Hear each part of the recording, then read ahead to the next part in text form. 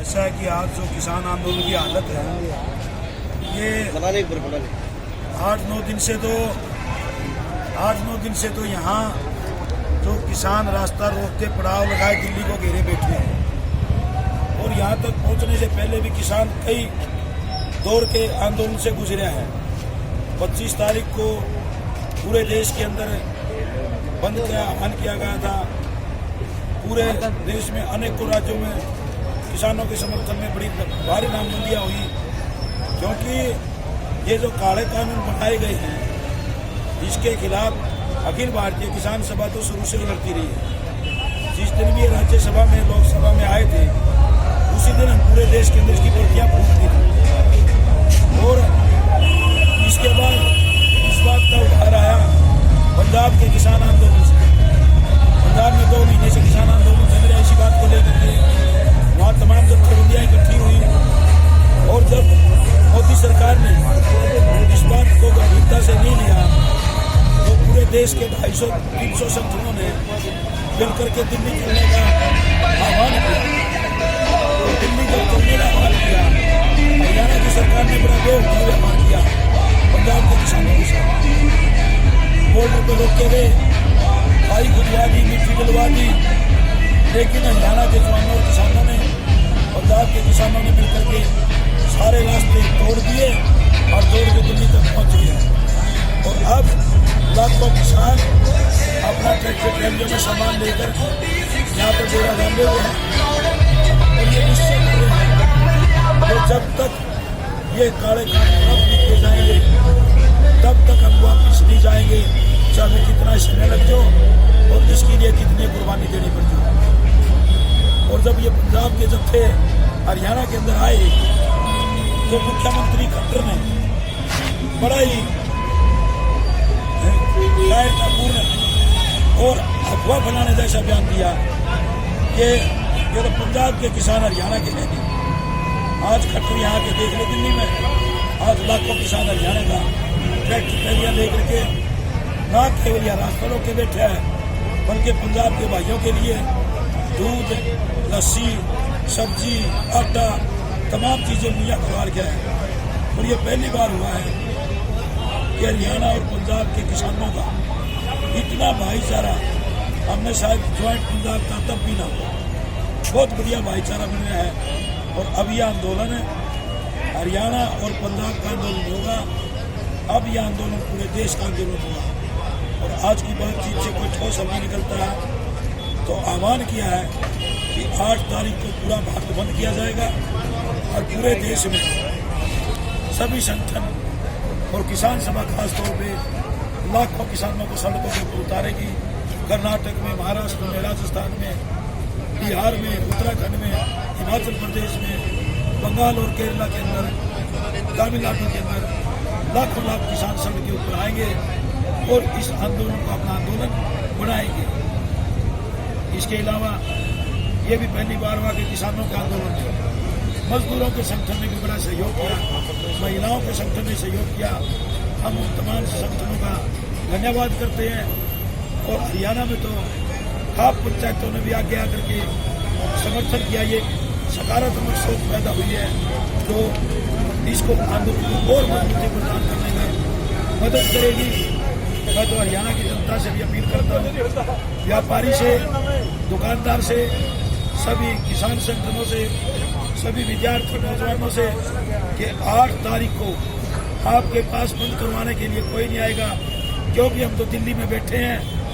आपका अपना काम है, हम आवाज माइक के माध्यम से आप तक जरूर पहुंचाने की कोशिश करेंगे। हरियाणा की तमाम जनता से अपील है कि 8 तारीख के बंद को पूरा कामयाब करें। उसमें कर्मचारी, दुकानदार, मजदूर, किसान, नौजवान, महिला सभी शामिल हो। हमारी ये अपील है उनसे कि अपना काम समझ करके आज किसानों के इस देशव्यापी आंदोलन में अपना सहयोग दें ताकि इस देश की खेती को बचाया जा सके, किसानी को बचाया जा सके और मोदी के अहंकार को तोड़ करके यहाँ पर जो तानाशाही लाने का जो कोशिश चल रही है बीजेपी की, आरएसएस की, इसका मुंह तोड़ जवाब दिया जा सके, यही हम कहना चाहते हैं। इसी के साथ आपका बहुत बहुत धन्यवाद। आज पूरे देश का किसान आंदोलित है और उसमें भी हरियाणा और जो पंजाब के हमारे किसान हैं वो दिल्ली के बॉर्डर्स पर सड़कों पे जमे हुए हैं पिछले 10 दिन से। जब से संसद के अंदर ये कानून पास हुए उसी दिन से जनता ने देखा कि कितने गैर कानूनी तरीके से इन कानूनों को पास किया गया। वहाँ पे विपक्ष की गैर मौजूदगी में, और ये जो कानून है ये केवल किसान के खिलाफ नहीं है, असल में ये कानून पूरी जनता के खिलाफ है। ये कानून हमारी खाद्य सुरक्षा के खिलाफ है और ये कानून हर गरीब के खिलाफ है। ये कानून यदि लागू होते हैं देश के अंदर तो उसके बाद हर जो मजदूर है, जो कम कमाने वाला है, उसका ज़्यादा बड़ा हिस्सा अपना खाना मैनेज करने में चला जाएगा। इसीलिए मजदूर संगठनों ने भी ये हड़ताल किया। पूरे देश के 10 केंद्रीय ट्रेड यूनियनों ने 26 तारीख को हड़ताल का आह्वान किया, जिसमें अपने श्रम कानूनों को वापस लेने की भी मांग थी, बिजली के निजीकरण को खत्म करने की जो बिल है उसको वापस लेने की मांग थी, जो तीनों कृषि के काले कानून है इनको वापस लिए जाने की मांग थी इनके समर्थन में। हरियाणा के अंदर भी CITU के हमारे हजारों जो लोग हैं वो 26 तारीख को सड़कों पे उतरे, उन्होंने उनकी गिरफ्तारियां तक हुई और हमने इस आंदोलन का पुरजोर समर्थन किया। उसके बाद से भी हम लगातार जो है आंदोलन का भरपूर समर्थन कर रहे हैं। हम गांव में भी जाके लोगों से अपील करने का भी काम कर रहे हैं कि आप इस आंदोलन का हिस्सा बनिए। हम मेडिकल कैंप चलाने का काम कर रहे हैं। हम जो है ज़रूरत पड़ रही है तो हम राहत शिविर में और भी तरह के मैनेज करने का काम कर रहे हैं।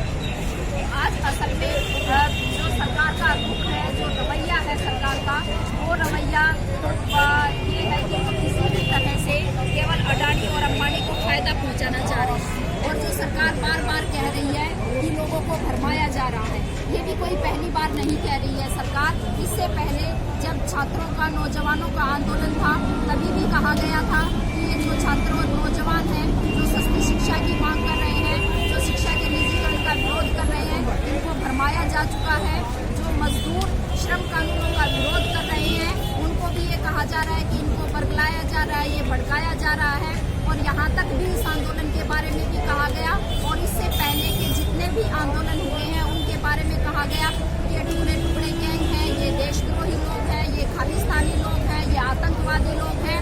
तो असल में इस सरकार को जो भी लोग आंदोलन कर रहे हैं, सड़कों पे उतर के सरकार के खिलाफ नारे लगाते हैं, वो सब लोग उनको टुकड़े टुकड़े गैंग, देशद्रोही, आतंकवादी, खालिस्तानी नजर आते हैं। दूसरा, हरियाणा के मुख्यमंत्री ने बयान दिया कि जो ये आंदोलन है ये पंजाब का आंदोलन है, पंजाब के किसानों का आंदोलन है, जबकि ये पंजाब का आंदोलन नहीं है, ये हरियाणा के किसानों का आंदोलन है ही है, साथ में ये हरियाणा के मजदूरों का आंदोलन भी है। आज भी हमने लाखों लोगों ने, हजारों लोगों ने हरियाणा के अंदर और लाखों लोग मजदूरों ने पूरे देश के अंदर सड़कों पे उतर के किसानों के साथ एकजुटता प्रकट की है। और हम साथ में ये सरकार से ये भी मांग कर रहे हैं कि ये जो 3 कृषि के काले कानून हैं इनके को वापस लिया जाए और जो 44 श्रम कानून रद्द किए गए हैं उन तमाम कानूनों को वापस लागू किया जाए और ये निजीकरण के ऊपर रोक लगाई जाए। इन मांगों को लेकर आज देश का मजदूर भी आंदोलित है और हमें इस किसान आंदोलन को और भी समर्थन की जरूरत पड़ी तो वो समर्थन भी हम जुटाएंगे और साथ में मजदूर भी लड़ाई के लिए कंधे से कंधा मिला के लड़ने के लिए आज तैयार हो रहा है। किसान आंदोलन में भी जो खेती का काम करने वाले मजदूर हैं, खेतीहर मजदूर हैं, वो भी इसका हिस्सा है और इस आंदोलन का मुख्य नारा है किसान मजदूर एकता जिंदाबाद। और हम इसको साकार कर रहे हैं और हम तमाम जनता से, हरियाणा की जनता से, तमाम से अपील करते हैं कि वो ज़्यादा से ज़्यादा इस आंदोलन का हिस्सा बने।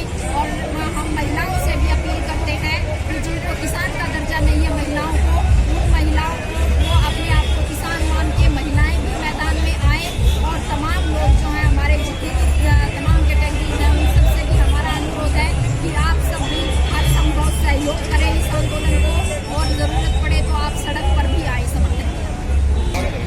देखिए, पूरे देश के और खासकर पंजाब, हरियाणा और दिल्ली के साथ लगते हुए इलाकों के लाखों किसान और उनके साथ मजदूर यहाँ दिल्ली के बॉर्डर पर बैठे हुए हैं। और ये लाखों नहीं है बल्कि करोड़ों लोग ऐसे हैं जो हिंदुस्तान के गाँव में, शहरों में, गलियों में इस किसान आंदोलन के साथ खड़े हैं। और ये पहली बार हो रहा है बहुत लंबे टाइम के बाद और खासकर ये जो बीजेपी की सरकार है, इस आंदोलन ने एक बात सिद्ध की है कि आप पुलिस के दम पे, फौज के दम पे लोगों की जो जन भावनाएं हैं, आप लोगों को बेवकूफ नहीं बना सकते। लोग समझते हैं क्या उनके हित में है, क्या नहीं है। और बीजेपी की सरकार के आने के बाद जिस तरह का एक फांसीवादी तानाशाही जनता की भावनाओं को बिल्कुल एक तरीके से किनारे करके जो तानाशाही ढंग से जो फैसले करने का इन्होंने रुख अख्तियार किया है, खासकर दोबारा से जो बीजेपी सत्ता में आई है उसके बाद से इन्होंने जो किया है, और इन कानूनों को भी जिस ढंग से संसद के अंदर पारित किया गया, तमाम जो संसद की जो मान मर्यादाएं थी उनको ताक पे रख के वोटिंग तक नहीं करवाई गई इन कानूनों पर, और विपक्ष के जो सांसद थे उनको धक्के से जो है बाहर करके इन कानूनों पे जो मोहर मरवाई गई और ये पारित करवाया गया। ये आज जो है जनता की ताकत, ये जनता की ताकत ने ये दिखाया कि संसद भी जो है वो जनता से बड़ी नहीं है। आप फौज आपने लगाई, आपने पुलिस लगा ली, लेकिन उसके बावजूद भी किसान ना तो हिंसक हुए, ना उन्होंने अपना आपा खोया, और वो जो है जिस दिल्ली तक पहुंचने के लिए रोका गया सैकड़ों किलोमीटर दूर तक, वो दिल्ली के ऊपर आ गए, वो दिल्ली पर उन्होंने चढ़ाई कर दी, संसद पर चढ़ाई कर दी। खासकर जो बीजेपी की सरकार है, जो मोदी सरकार है, जो अपने आप को समझती है कि उनके सामने कोई बाधा ही नहीं है, तो ये एक आंदोलन इस रूप में ये शक्ल ले रहा है। ये सबसे बड़ी बात है। दूसरी बात ये है कि इस आंदोलन ने अभी तक जो लोगों के दिलों में जो डर एक तरीके से जो बैठा हुआ है, चाहे कोई भी तबका है जो ये समझता है कि ये सरकार जो है ये पूंजीपतियों के हित में काम कर रही है, इसका कोई मुकाबला नहीं कर सकता, तो आज जो है पूरे देश में जो वातावरण बना है कि हाँ है, असल में जनता के पास ही ताकत है, और वो जो है वो किसी भी जो जिनको भी चुन के भेजती है वो उनको भी रोक सकती है। एक तो इसका बड़ा सकारात्मक जो इस आंदोलन का पक्ष है, और ये भी सही है कि किसान जिस ढंग से जो इस आंदोलन के अंदर उतरा है, और यही नहीं, आज जो पूरे देश के अंदर जो लोगों ने न केवल मोदी सरकार के पुतले जलाए, बल्कि जो मोदी सरकार जो जिन कारपोरेट्स घरानों के लिए काम कर रही है, वो अंबानी या चाहे अडानी है, जो एक कोरोना पीरियड के अंदर भी जिनके अरबों खरबों के जो मुनाफे बढ़ गए, सब कुछ उनके हवाले किया जा रहा है। और ये अवसर भी एक तरीके से बीजेपी ने ले लिया कि ये तमाम ये कानून, चाहे वो किसानों के हित में थे, चाहे मजदूरों के हित में थे, वो सारे के सारे कानून जो है उनका मलिया मेट करने का फैसला कर लिया। तो ये प्रतिरोध की आवाज, कोरोना का डर होने के बावजूद भी लाखों लोग इकट्ठे हो रहे हैं, गांव में भी, शहर में भी, और यहाँ बॉर्डर पर ये इकट्ठे हो रहे हैं। और ये तब तक ये आंदोलन चलेगा जब तक जो है ये कानून वापस नहीं होंगे। दूसरी बात जो है, हिंदुस्तान का जो मजदूर वो बिल्कुल जो है इस आंदोलन के अंदर किसानों के साथ, उनके साथ उनकी पीठ पर खड़ा है। वो ये समझते हैं और हम भी ये समझते हैं कि ये केवल किसानों का मसला नहीं है। आज भी हिंदुस्तान की जो खेती है, वो हिंदुस्तान की खेती उस पर निर्भरता है। 50% से ज्यादा जो है पॉपुलेशन जो है वो उस पर निर्भर है।